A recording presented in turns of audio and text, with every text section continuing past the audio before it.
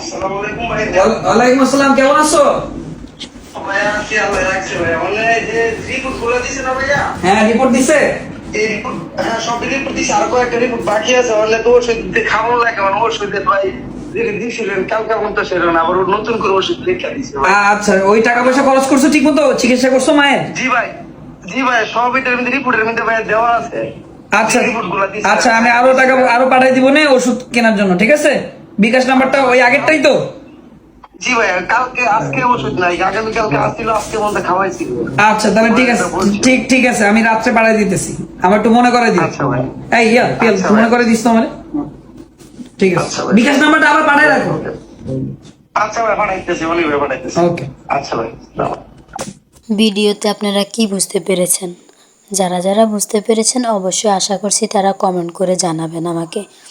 আসলে এখানে একজন আদর্শ মানুষ হিসাবে এখানে আফ্রিদি ভাইয়ের পরিচয় পাওয়া যায়। যদি আমি এখানে তেমন কিছু বলতে আসি নাই, আমি বলবো না, কারণ এখন যদি কিছু বলি তাহলে আমি খারাপ হয়ে যাবো, এটাই স্বাভাবিক। এই জন্য আমি কিছু বলবো না।